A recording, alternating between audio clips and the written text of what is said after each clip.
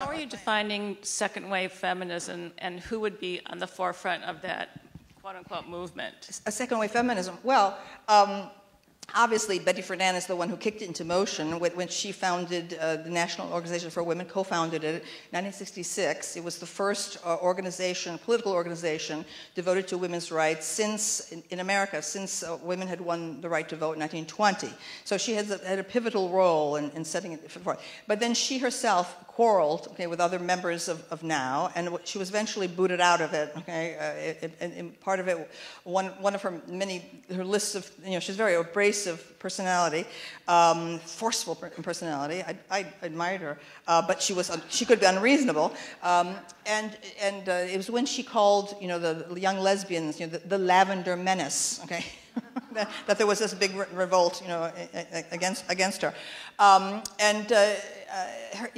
The book, when we look back at the Feminine Mystique, which was a surprise bestseller in 1963, when you look back at it, there are a lot of problems with it, such as there are no sources. The whole thing is unsourced.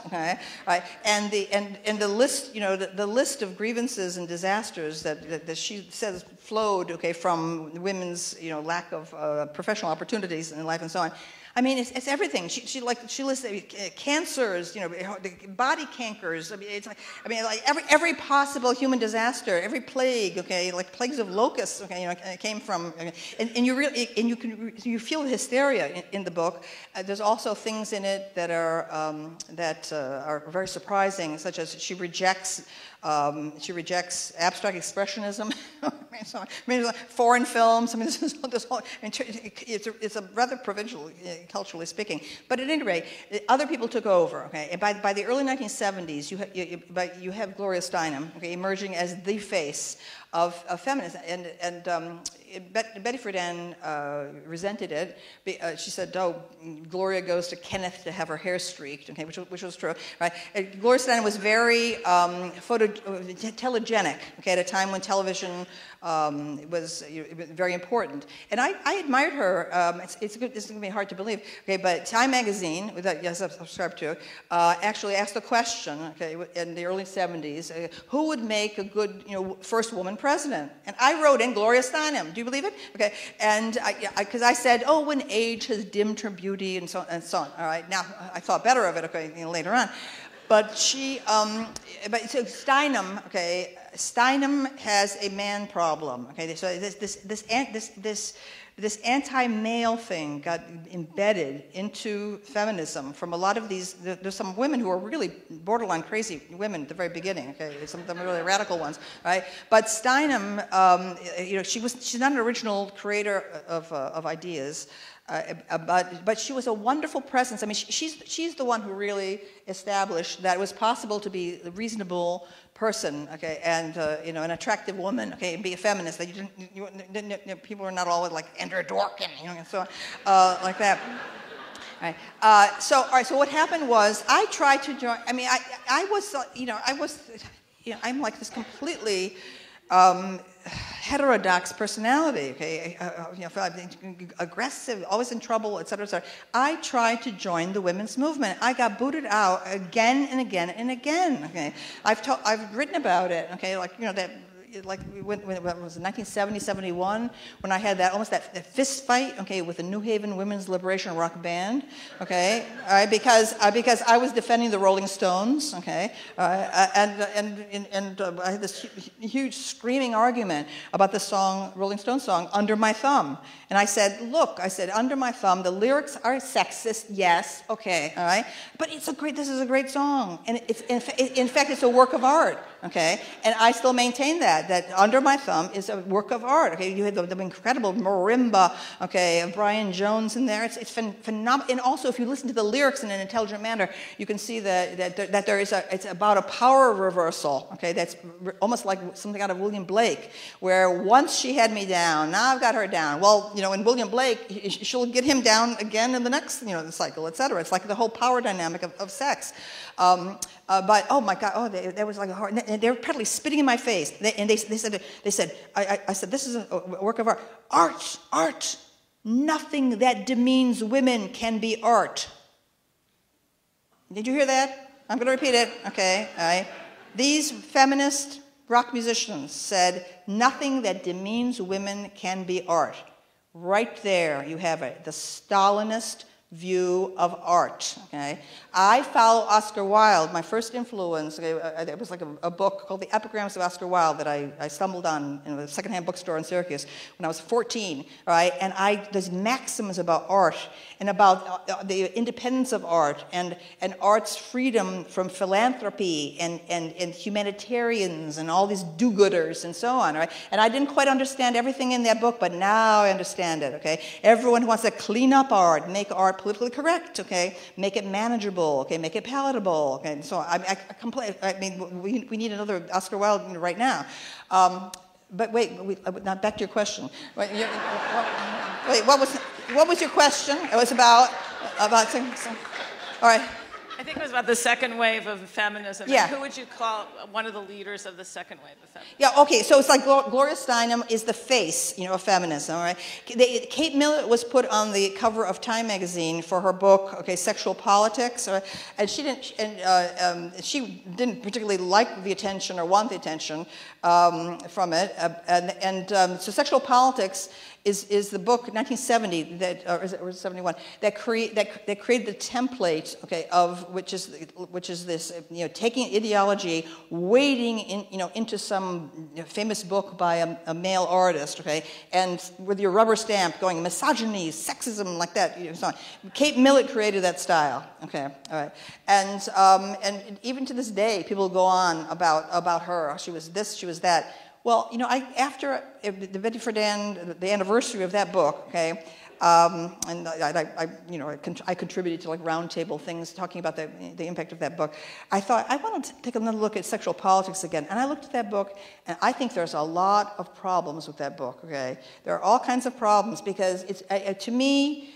It's very odd that Kate Millett, okay, that for the rest of her life, she never wrote a paragraph that was even remotely like that book. All right. She went out. She wrote memoirs. She wrote all kinds of other things. She became a sculptor, up the Hudson or whatever she was doing, and so on. And I really think that someone needs to dig into the history of that book. Okay, because I hear a voice in that book that is not her voice. Okay? I hear another voice. I think it's a man's voice. Okay, all right, and it's one of her professors. It's either a professor that she had at Oxford or it's a professor at Columbia. All right, and I think it's she in her in the acknowledgments, she does have a list of names, and there was a mention of a couple of male professors and so on. But I think that if this book which became so important and monumental and still remembered as a landmark of new feminism and so on, if I want it to be admitted the degree to which a man, okay, used his knowledge, okay, his syntax, okay, right, and contributed to that book, okay. She did not honestly acknowledge how much. I mean, I don't think it was all that, okay, but I hear a voice that is distinctly older than our generation, because she was like my generation, I think, roughly. Although I think she's a little older than me, but there was a certain sound of that Columbia professors had that I began to pick up because I have met and had such great relationships with actually graduates of Columbia, the Great Books program of Columbia. For some reason, we're on the same. Well, for some reason, it's obvious. Okay, they have read all the great books, right, and therefore their minds are structured, okay, and organized in ways that post-structuralism can't even hope to do. All right, but anyway, then later on there was Andrea Dworkin, okay, in the 1980s. She became a leading figure of second wave feminism. And then there was the third wave in the 1990s that sort of sputtered up and sputtered out.